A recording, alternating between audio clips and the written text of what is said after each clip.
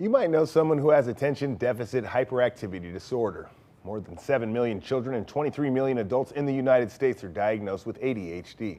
The Disruptors is a documentary that shines a spotlight on a troubling disorder. Teachers were like, you need to focus better because of my hyperactivity. I didn't understand. Why doesn't this picture become clear to me?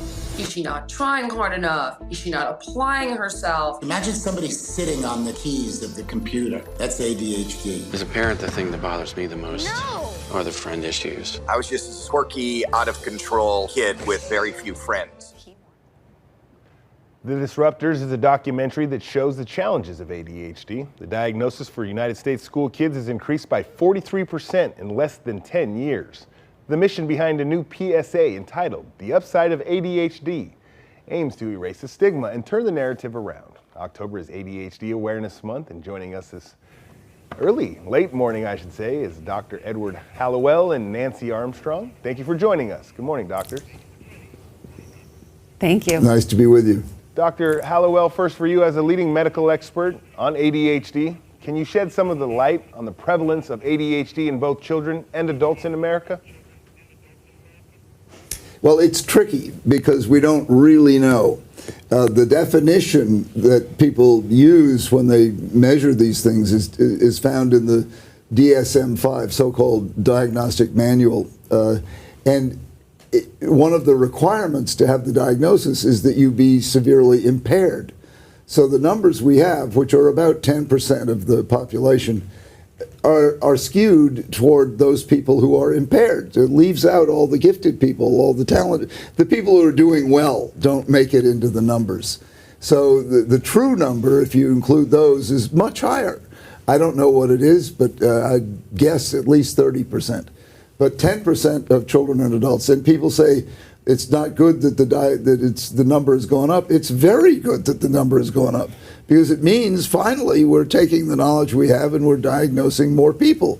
You know, this is a good news diagnosis. It's only bad news when you don't know you have it, and so you're failing when you don't need to fail.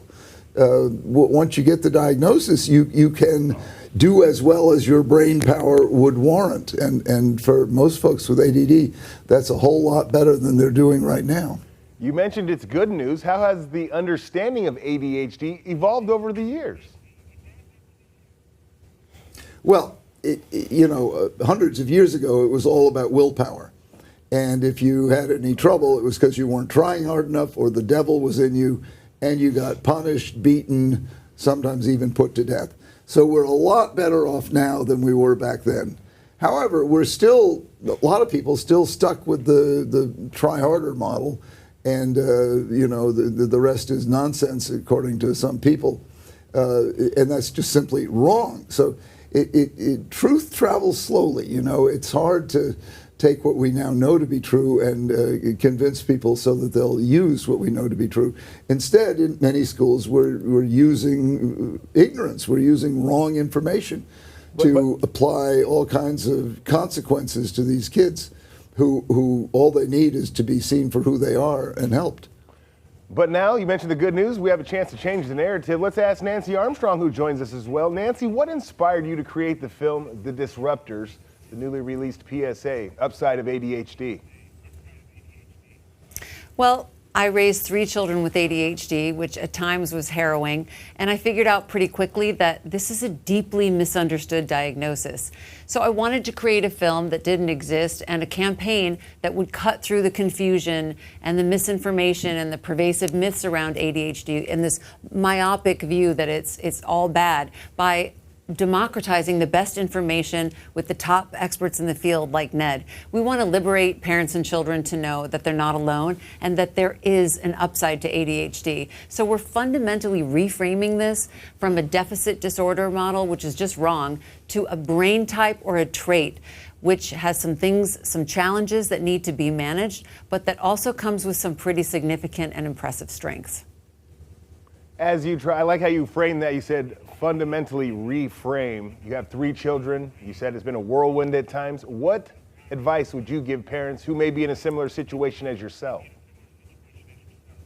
Well, I would say if your child is struggling in school with things like focus and organization and behavioral or emotional impulsivity and is anxious about all those things, it's probably time to get an evaluation and, if appropriate, a treatment plan.